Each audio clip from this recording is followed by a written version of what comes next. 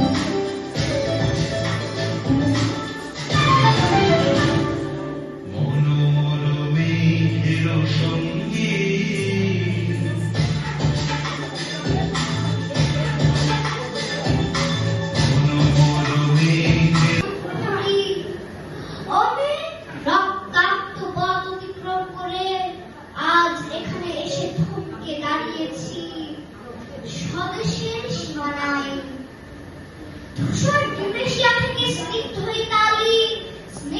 Italy থেকে ছুটে গেছি বিপ্লবী ফ্রান্স।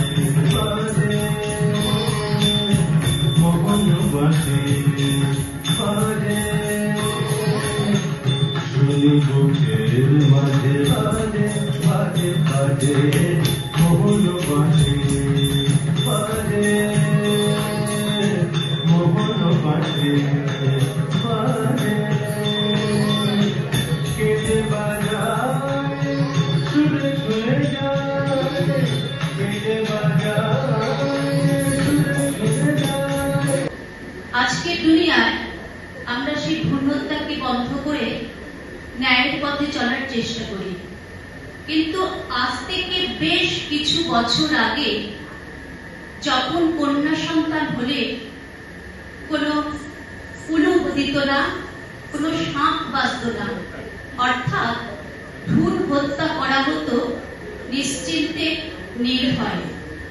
সেই রকমই আমার একটি কবিতা।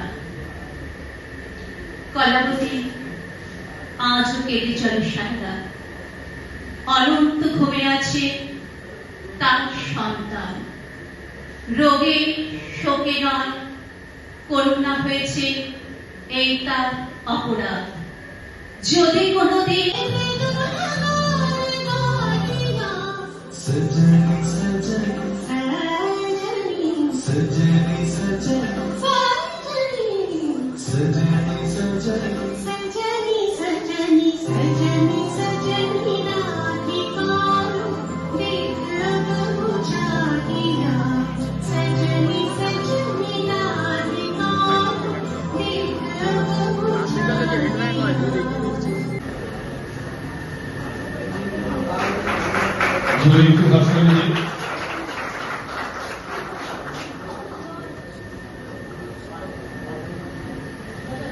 ম্যাম একটু এদিকে ম্যাম একটু এদিকে এগিয়ে আসুন ম্যাম।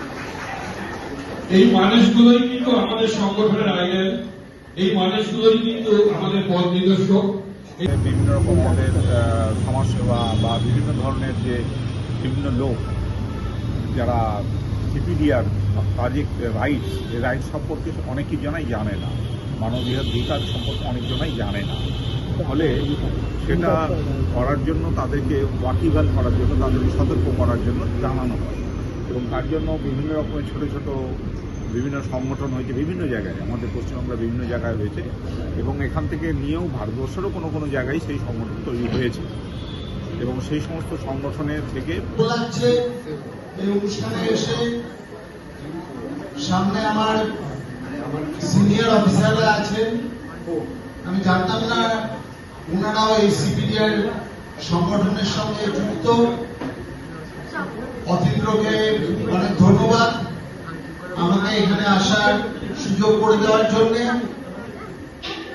গরু মানুষের মুখোশ পরে থাকতে হবে কাঁচায়, মাইনে পাবে 400 টাকা, খাবার পাবে চাচায়, বেকার মদন অনেক সাধু, চাকরি খানা নিল, দর্শকেরা বেজায় খুশি, দারুণ মজা পেল।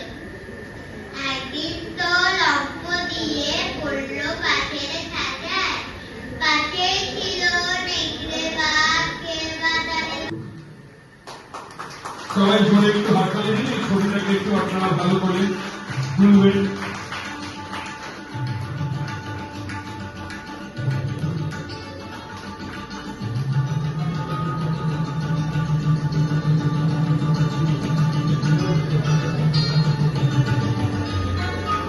ম্যাম একটু একটা ছবি একটা ছবি ম্যাম।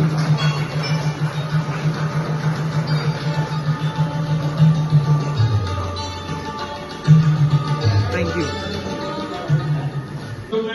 অধীর আগ্রহে আমরা বসে আছি এবং যে মানুষটা আমাদের মেন্টর, যে মানুষটাকে ঘিরেই আজ এই অনুষ্ঠানটি, তার গান একটু পরে শুনবো স্যারের কবিতা শোনার পরে। ম্যাম একটা ছবি ম্যাম।